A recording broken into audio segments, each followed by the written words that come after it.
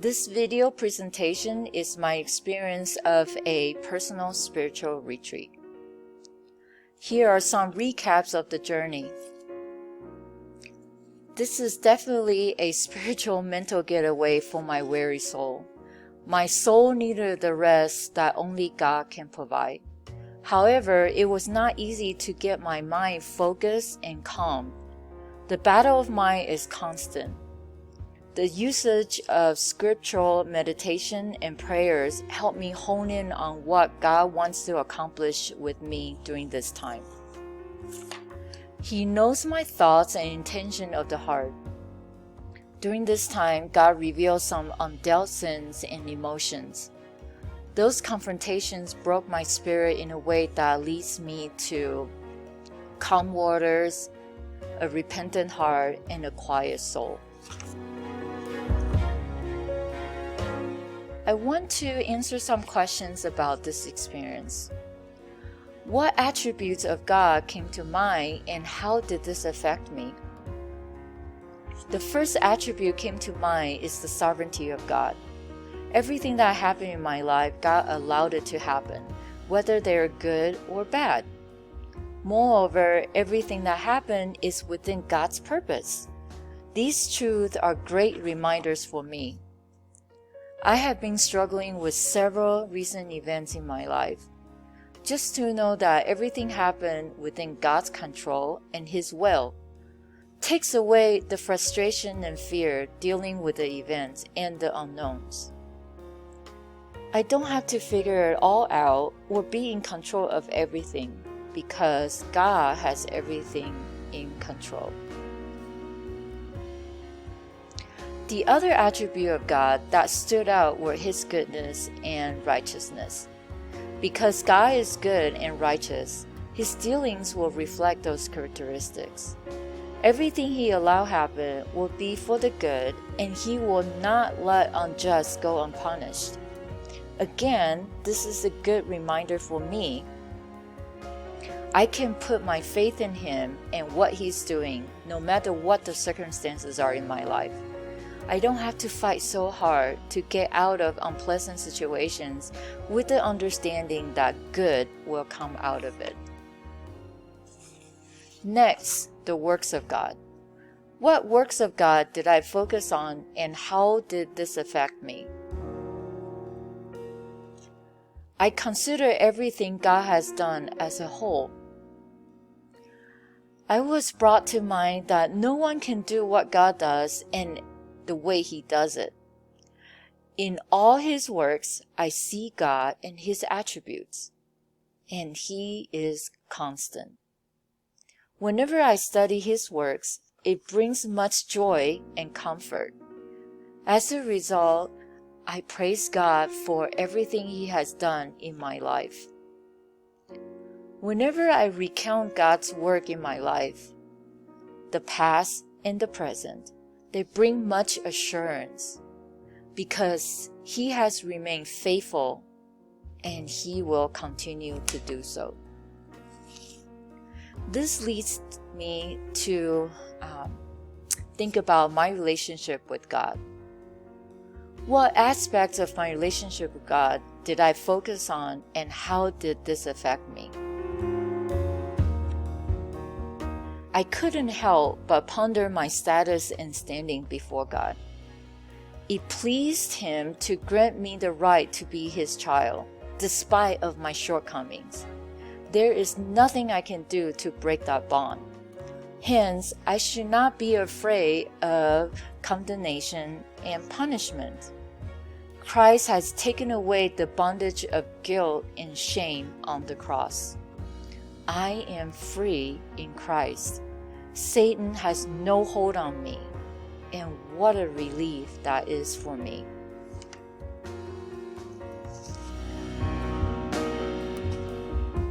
As the result, what personal characteristic that I wish to improve did I pray over and why? Did I make many steps towards these desired changes? I summarized 3 areas of my life which I like to improve. the fear of men, being impatient, and being prideful. First, fear of men. I worry about what others think of me, and it affects me how I act and respond. If my focus is to please men, I will not be able to please God fully. If I fear God, then it shouldn't bother me so much what others say or do. Second, I get easily angered when things don't go my way. When I'm short and irritable, it portrays that I am better than others or that I think I deserve better. It shows a lack of faith in God. Since I want to get out of the situation which God allowed it to happen in my life. Plus, people don't respond well when I'm short. I think what I struggle with comes down to pride. If I'm humble, there will be less heartaches and headaches. Here are some ways I started to work on these issues. First is to spend more time in prayers before responding. Second is to wait on the Lord before responding. I have to remind myself to take a deep breath, step back, to pray and wait. I find that when I do that, I'm less likely to say or do things I will regret later. The last technique I try is to have accountability. Usually that is my husband or my close friends. They are great allies. They will listen, correct, and remind me of the biblical truth. Then they will prompt me to do the right thing or have the right attitude. In regards to my relationship with others, what did I pray over and why? Did I make any steps towards these desired changes? Earlier, I had mentioned that I have the tendency to be irritable and easily angered. I am in that state. When I'm in that state, it shows the lack of love, patience, and forgiveness on my part for others. I need to make the relationship right with others, otherwise I won't be able to worship God properly.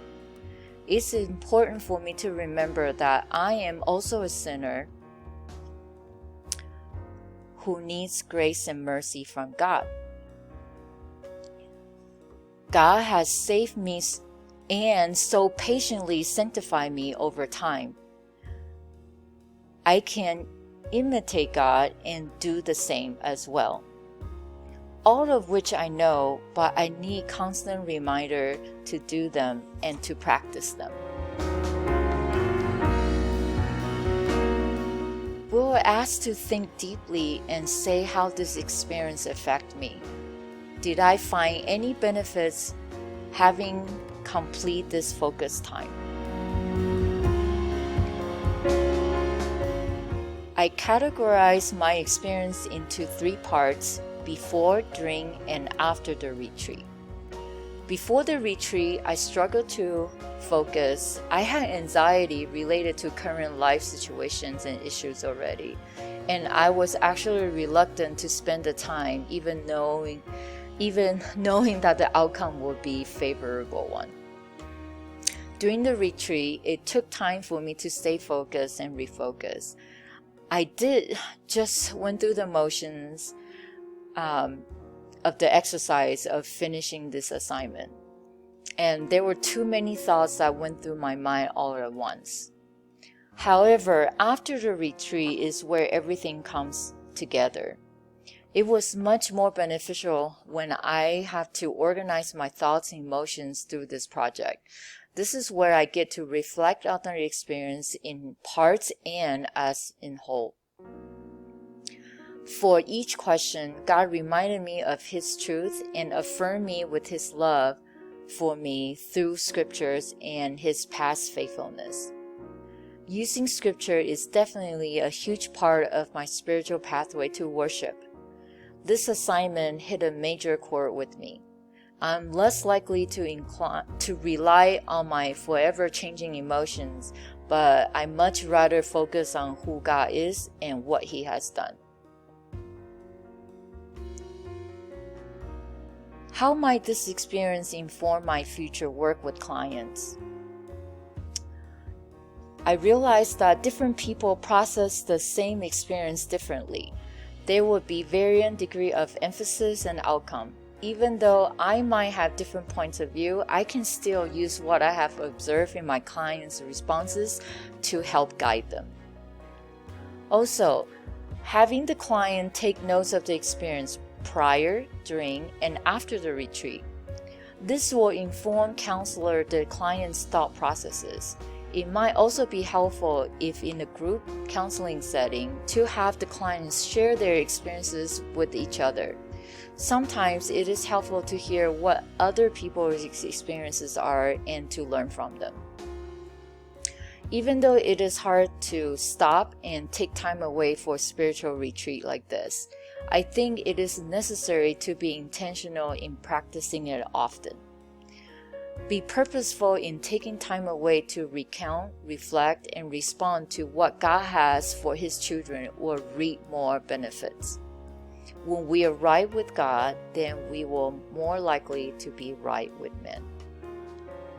The question still remains for me is that how does this type of spiritual retreat looks like for the unbelievers?